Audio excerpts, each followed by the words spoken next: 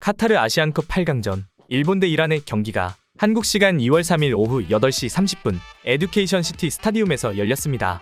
피파 랭킹에서는 일본이 17위, 이란 21위로 일본이 근소하게 앞서 있으나 역대 상대 전적에서는 6승 6무 6패로 팽팽합니다.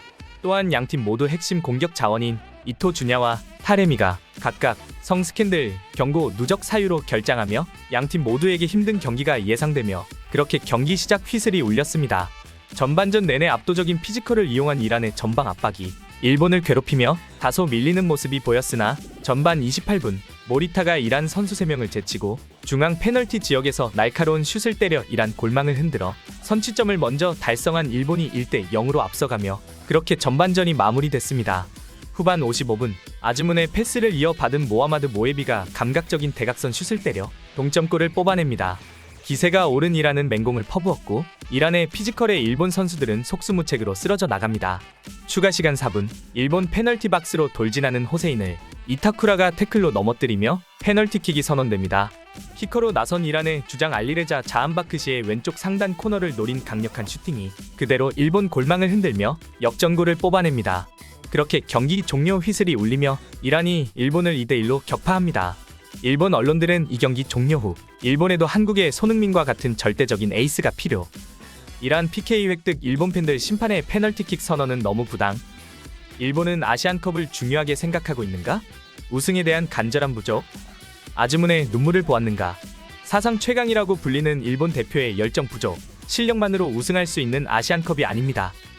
일본 에이스 스트라이커 부재에 선수들의 열정 부족. 한국과 비교하면 차이는 역연했다. 한국은 PK에 웃고 일본은 PK에 울었다. 라는 보도를 쏟아냈습니다. 구독과 좋아요는 편집자에게 큰 힘이 됩니다.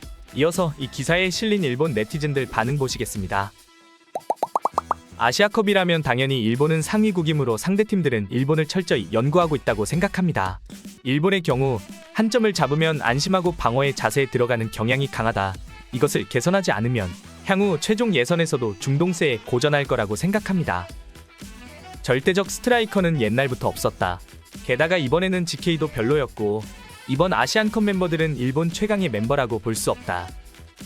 타레미가 없다고는 해도 이란은 강하기 때문에 질 가능성도 있다고 생각했지만 후반의 내용은 너무 심했고 앞으로는 일본에 대해서 철저하게 높이나 피지컬로 승부를 걸어오는 팀이 늘어날 것입니다.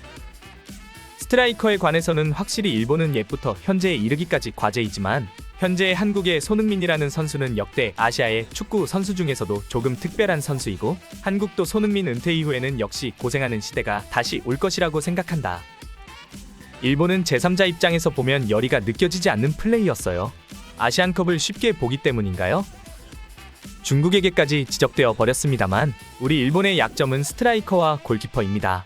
손흥민 같은 시야가 넓고 개인 기술에 뛰어난 포워드가 우리 일본에게도 필요합니다. 손흥민은 확실히 역대 아시아 넘버원입니다. 2위는 아마 박지성. 축구에서는 한국 쪽에 훌륭한 플레이어가 많이 나오고 있습니다.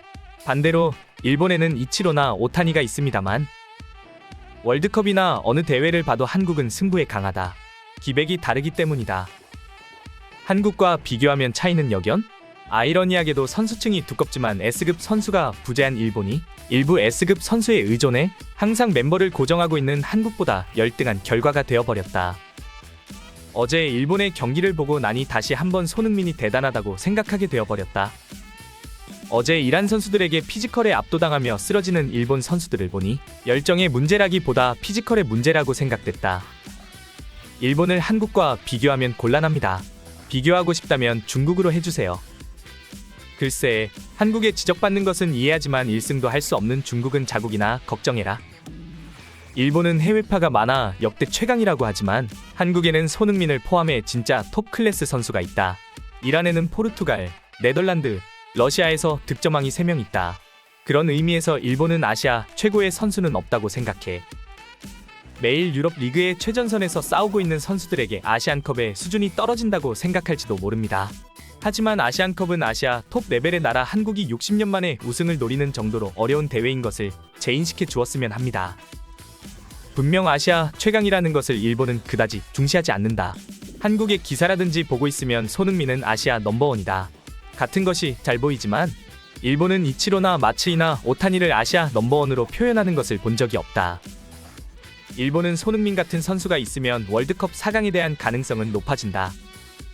손흥민은 아시아에서도 돌연변이 같은 것이니까 일본은 쿠보에 집중해 줬으면 합니다. 가마모토 이후 일본에서는 슈퍼스타가 나오지 않고 있다. 한국은 내가 아는 한차범근, 박지성, 손흥민과 같은 슈퍼스타가 꾸준히 나오고 있다. 어제 일본에 손흥민이 있어도 아무것도 할 수 없었다고 생각한다. 더 기분 나쁜 건 지금의 대표 선수로는 세트 플레이나 프리킥으로 점수를 획득할 수 없다는 것입니다. 축구 기사에는 왜 이렇게 반도 국가와 비교하는 기사가 많아? 베트남, 이라크전을 보면서 일본은 도저히 결승까지 갈 수 없을 것이라고 생각했기 때문에 한국이 조 1위로 통과해 한일전을 실현해 주었으면 했다. 이후 상황은 예상했던 대로다. 축구는 피지컬과 멘탈이 강한 편이 이긴다. 일본은 기술적으로는 좋지만 결국 피지컬과 멘탈이 과제, 일본인의 유전상 피지컬은 평생 과제일 수도. 역대 최강, 우승, 팩트만 쓰면 한국과 역대 전적 16승, 23무, 42패 언제부터 일본이 아시아 최강이었습니까? 한국인은 어제 밥이 맛있었을 것이다. 한국의 웃음거리가 되어버렸다. 일본은 압도적으로 강하다는 것은 단순한 착각이었던 것이 이라크전, 이란전에서 밝혀져 오히려 좋았다고 생각합니다. 결국 일본은 이라크, 이란에는 패전, 아시아 중에서도 약소 레벨에는 이길 수 있지만 강호라고 말해지고 있는 나라에는 시합도 압도된 뒤 패전, 한국은 요르단, 말레이시아와 무승부였지만 경기 내용상 압도, 아시아의 강호 사우디아라비아, 호주에는 최종적으로 승리. 이 사실은 현 시점의 아시아 최강이 한국이라는 점은 인정하지 않을 수 없다. 야구와 달리 축구에는 한국이 목숨을 걸고 있으니까 한국을 일본의 미치라고 생각한 사람들은 반성했으면 좋겠네요. 지금의 일본 대표는 한국에 지는 것은 확실합니다. 패태는 유감이지만 그의 나라와 시합을 하는 일이 없었던 것은 일본의 좋은 일입니다.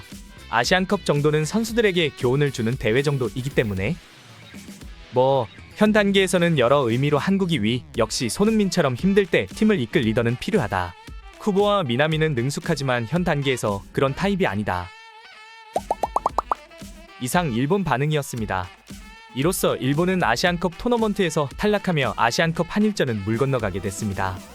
일본 축구에 항상 제기됐던 문제점인 피지컬이 이번 경기에서 여실히 드러났습니다. 이란이 압도적인 피지컬로 전방 압박을 해오자 일본 선수들이 추풍낙엽처럼 쓰러지며 경기는 이미 이란 쪽에 기울어졌던 것 같습니다. 지금까지 해외 반응 국제부장이었습니다.